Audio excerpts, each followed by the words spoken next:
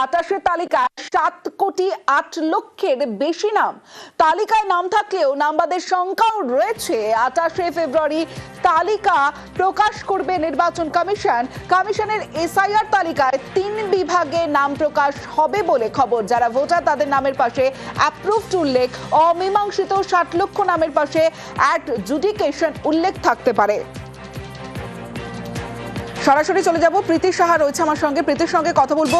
প্রীতি, একটা এই সবকিছুর মধ্যে একটা প্রশ্ন উঠছেই যে যারা যোগ্য ভোটার তাদের ভোটাধিকার কিভাবে সুনিশ্চিত হবে?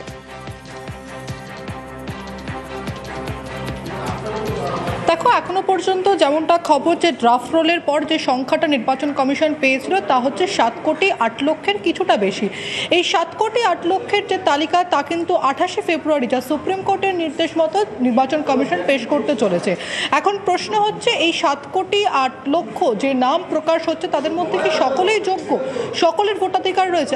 একদমই নয়। কিন্তু তোমাকে মেনশন করে বলে দিই যে একেবারে নির্বাচন কমিশন সূত্রে যেটা খবর পাওয়া যাচ্ছে যে এর মধ্যে 3টি ভাগ থাকবে।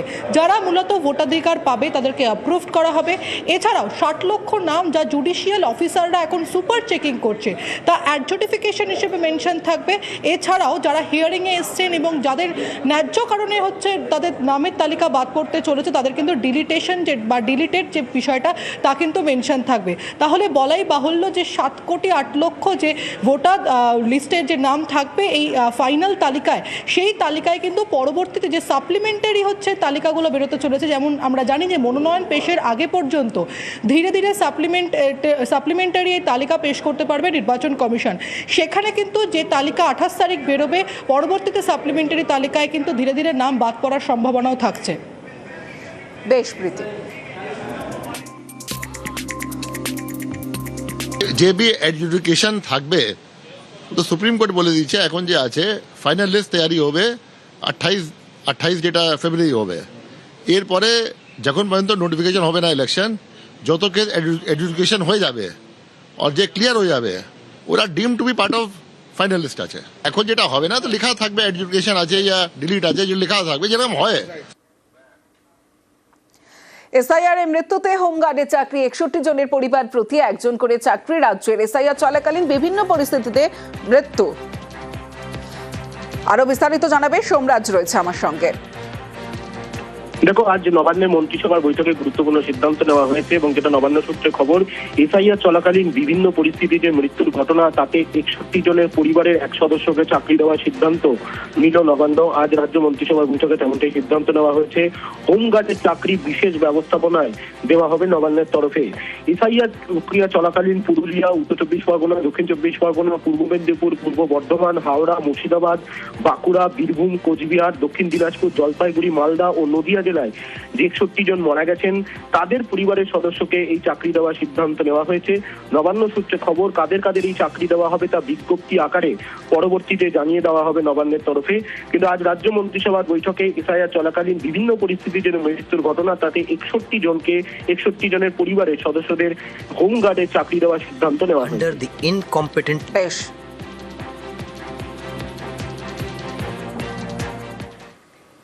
ফের তৃণমূলের নিশানায় কমিশন। 4 ব্যর্থতা তুলে ধরে নির্বাচন কমিশনকে আক্রমণ তৃণমূলের দাবি, লজিক্যাল ডিসক্রিপেন্সিতে 1,36,00,000 ভোটারকে যথেচ্ছভাবে চিহ্নিত করা হয়েছিল, আর তার মধ্যে 50 লক্ষ মামলা এখনো বিচারাধীন।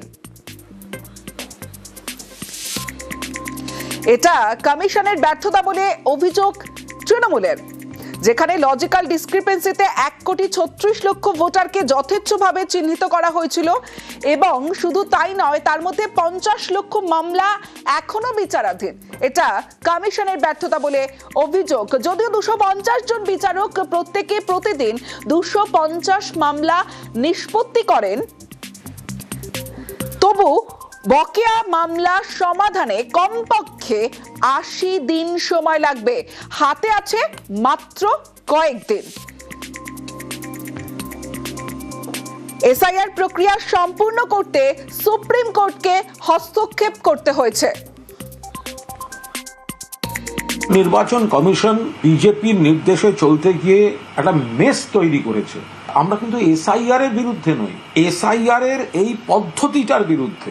এটা ভোটের আগে বাংলায় বৈধ ভোটারদের বাদ দেওয়ার জন্য বিজেপি জোর করে করালো। ওই সময় এটা হয় না, হতে পারে না। বিজেপি টার্গেট করে দিচ্ছে এত এত কোটি লোককে বাদ দিতে হবে। বিজেপি বলছে বাংলাদেশে পাঠিয়ে দেবো। এখানে বৈধ ভোটাররাও আত্মহত্যা করছেন, বিএলওরাও চরম সংকটে মৃত্যুর মিছিল চলছে। সর্বোচ্চ আদালতও মেনে নিচ্ছেন যেটা হয় না, অজস্র ভুল আছে, অজস্র অসঙ্গতি আছে। সেটাই আবারও চোখে আঙুল দিয়ে তৃণমূল কংগ্রেস দেখিয়ে দিয়েছে।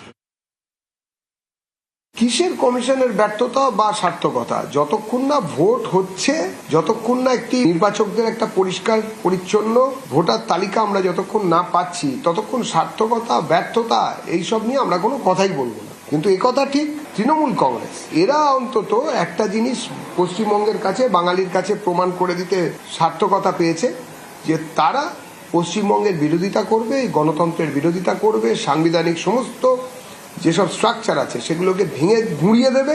এটাই তৃণমূল। শাহের মুখে ফের বাংলা দখল। বাংলা দখলের দাবি কেন্দ্রীয় স্বরাষ্ট্রমন্ত্রী অমিত শাহের। ক্ষমতায় এসেই অনুপ্রবেশে কড়া পদক্ষেপ। অনুপ্রবেশকারীদের দেশ ছাড়া করার হুঁশিয়ারি অমিত শাহের। बंगाल में भी चुनाव है, मुझे पूरा भरोसा है कि इस बार भारतीय जनता पार्टी की सरकार बनने वाली है। भारतीय जनता पार्टी की सरकार का पहला एजेंडा रहने वाला है कि सीमा पर बाढ़ का काम समाप्त करना और एक एक घुसपैठिए को चुन चुन कर देश के बाहर भेजना।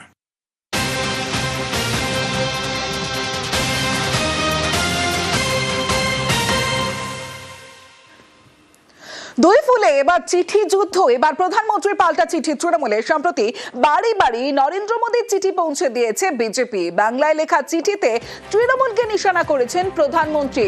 রাজ্যের বাধায় কেন্দ্রের প্রকল্প থেকে বাংলাকে বঞ্চনার অভিযোগ, দুর্নীতি, তোষণ, অপশাসনের অভিযোগে তৃণমূলকে চিঠিতে তোপ বিজেপির। অনুপ্রবেশ নিয়েও মোদীর চিঠিতে তৃণমূলকে কড়া আক্রমণ। দুই ফুলে চিঠি যুদ্ধ।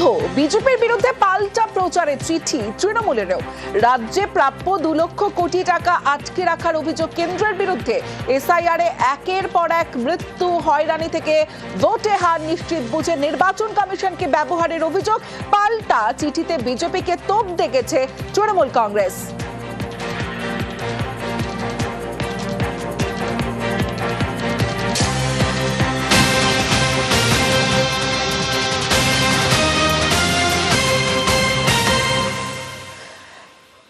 26-এর লক্ষ্যে হিন্দুত্বের শান। মোদীর বাংলা চিঠির শুরুতেই জয় মা কালী লেখা ছিল। বিজেপির হিন্দুত্বের শানেও চিঠিতে পাল্টা খোঁচা দিয়েছে তৃণমূল কংগ্রেস।